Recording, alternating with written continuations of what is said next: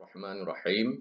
Alhamdulillahirabbil alamin wassalatu wassalamu ala asyrafil anbiya'i wal mursalin wa ala alihi wa sahbihi ajmain.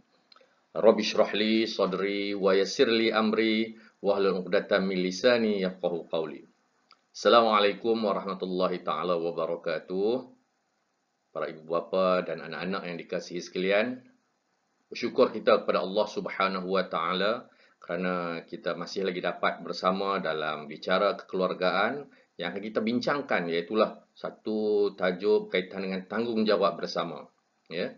Apabila kita bincang tentang keluarga, kita tidak boleh pisahkan antara tanggungjawab ibu bapa dan juga tanggungjawab anak-anak. Masing-masing mempunyai peranan untuk memastikan keluarga dapat dibentuk, dapat dibina secara bersama. Ya, tidak ada siapa pun yang terlepas daripada menjalankan tanggungjawab masing-masing. Kerana kita masing-masing mempunyai peranan dalam keluarga kita. Yang mana peranan kita itu, andai kita abaikan, ia akan memberi kesan kepada ahli keluarga yang lain. Ibu bapa dan anak-anak yang dikasihi sekalian, mari kita renung kepada satu ayat Al-Quran yang mana Allah menyebutkan dalam surah Al-Mulk. Tabarakalladzi biyadihil mulk wa huwa ala kulli syai'in qadir. Alladzi khalaqal mauta wal hayata liyabluwakum ayyukum ahsanu amala wa huwal azizul ghafur. Maha suci Allah, yang di tangannya lah segala kerajaan dan dia maha berkuasa atas segala sesuatu. Allah maha berkuasa atas segala sesuatu. Allah yang menciptakan kematian dan kehidupan supaya dia menguji kamu, siapakah di antara kamu yang terbaik amalnya, dan dia maha perkasa lagi maha pengampun. Para ibu bapa, anak-anak yang dikasihi sekalian, Allah maha berkuasa atas segala sesuatu. Siapapun kita, siapapun ibu bapa kita, siapapun latar belakang kita, maka di sana Allah menjadikan kehidupan kita ini sebagai tempat di mana kita diuji. Allah akan melihat siapa yang terbaik amalnya. Orang yang berada akan diuji sebagaimana orang yang berada. Orang yang susah akan diuji sebagaimana orang yang susah. Orang yang bijak juga akan diuji. Malah tidak ada siapa pun di kalangan kita yang terabai daripada diuji oleh Allah Subhanahu wa taala. Maka kita ambil peluang kehidupan kita ini untuk kita melihat bagaimana kita nak menguruskan ujian-ujian yang Allah berikan kepada kita, insya-Allah. Ibu bapa yang dikasihi sekalian dan anak-anak, Allah Subhanahu wa taala juga menyebut dalam ayat Al-Quran, iaitulah bagaimana kita nak melihat keluarga kita, bagaimana kita nak melihat keluarga kita.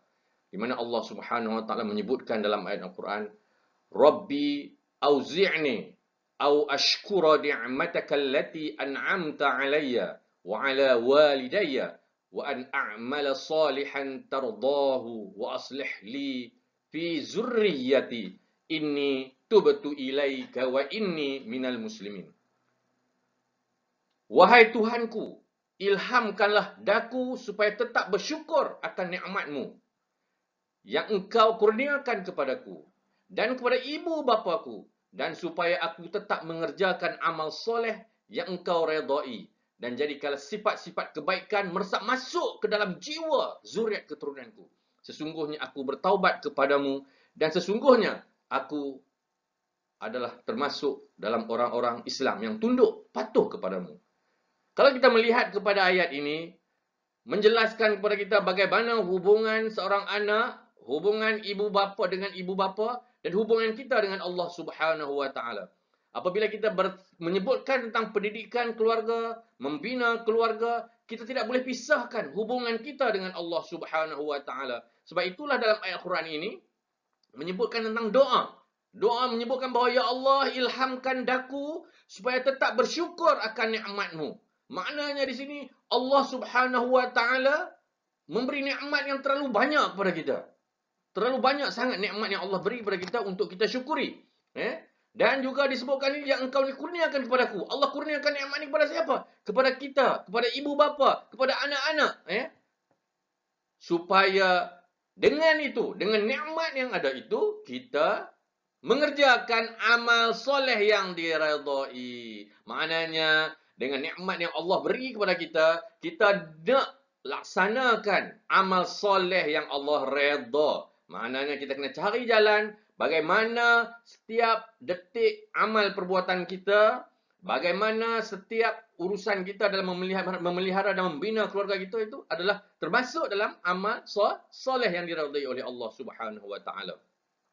Dan jadikanlah sifat-sifat kebaikan meresap masuk ke dalam jiwa zuriatku. Maknanya di sini doa kita supaya anak-anak kita, supaya diri kita ini disuburkan dengan sifat-sifat kebaikan. Ya.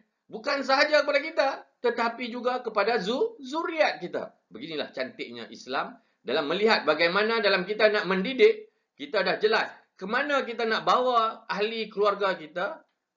Kemana kita nak bawa ahli keluarga kita, yang mana pada masa yang sama kita tidak mengabaikan bahawa di sana kita perlu berdoa kepada Allah, perlu membentuk hubungan yang baik dengan Allah Subhanahu wa taala.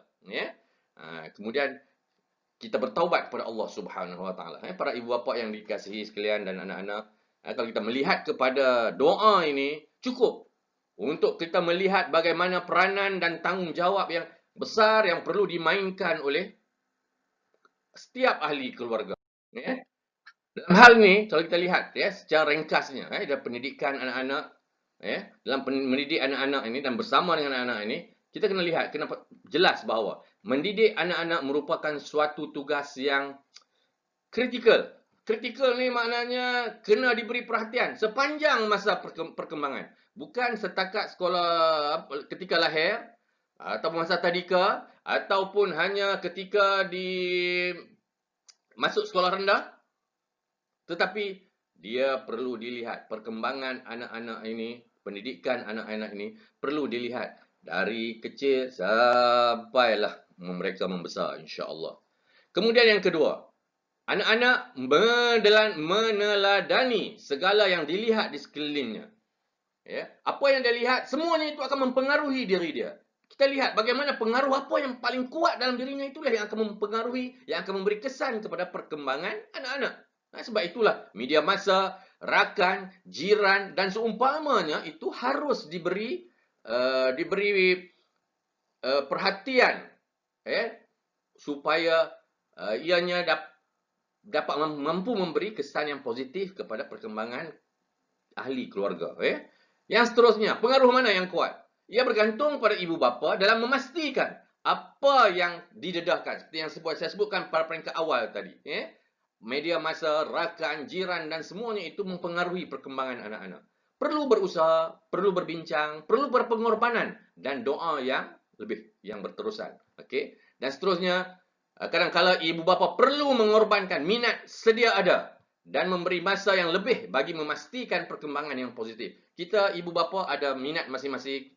Begitu juga anak-anak mempunyai minat masing-masing. Tetapi kalau kita jelas ke mana kita nak bawa keluarga kita, kita nak bawa keluarga kita ke mana, maka kita perlu mengorbankan minat kita supaya di sana kita sama-sama dalam ahli keluarga membentuk suatu usaha yang secara bersama untuk memastikan apa yang kita hasratkan dalam keluarga kita itu tercapai. Kemudian, yang kelimanya, segala bentuk interaksi dalam keluarga dan pengaruh luar, sama ada kelihatan atau tidak, akan menjadi tabiat. Sikap dan nilai dalam diri anak-anak berdasarkan pilihan mereka. Mana hasil daripada pendedahan, terdedah dengan banyak perkara dalam kehidupan mereka itu, ini akan mempengaruhi tabiat, sikap dan nilai. Penting sekali. Ibu bapa ini menjadi contoh teladan kepada para anak-anak, dan anak-anak juga perlu menjadi anak-anak yang baik supaya ianya menjadi suatu memberi ketenangan kepada para ibu bapa. Berfikirlah dan bertindaklah secara bersama untuk kebaikan masa jangka panjang keluarga. Dan kita para ibu bapa, kita kena sedar bahawa kita bukan sekadar menjaga, tetapi kita perlu mendidik. Tanggungjawab utama terletak kepada para ibu bapa.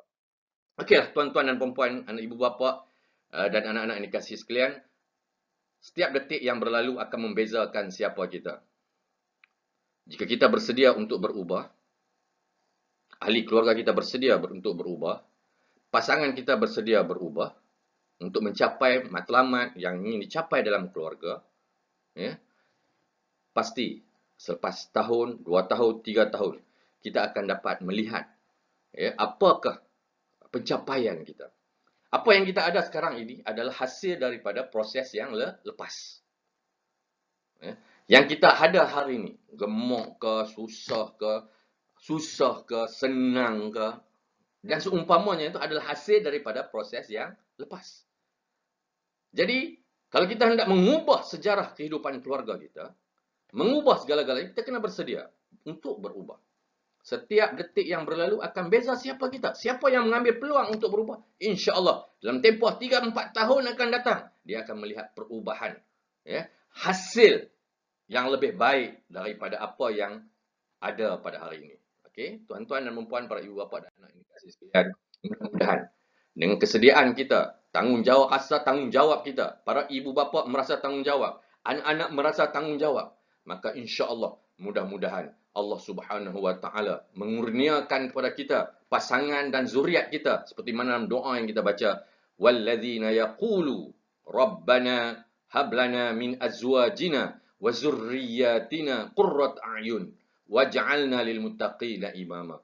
Ya Tuhan kami, kurniakanlah kepada kami pasangan dan zuriat keturunan kami sebagai penyenang hati kami, dan jadikanlah kami imam bagi orang-orang yang bertakwa. Jadi para ibu bapa, para anak-anak yang sekalian, yang dikasihi sekalian, mari kita bersama-sama berusaha menyuburkan rasa ketenangan dalam diri kita, dalam diri para ibu bapa kita, pasangan kita dan keseluruhan ahli keluarga kita. Mudah-mudahan ya, apa yang kita laksanakan dalam keluarga kita ini akan memberi kesan yang positif pada masa hadapan dan juga memberi kesan yang positif bukan saja kepada keluarga kita tetapi kepada masyarakat. Selamat berjaya, selamat berusaha. Insya-Allah. Sekian, wabillahi taufik wa hidayah. Wassalamualaikum warahmatullahi taala wabarakatuh.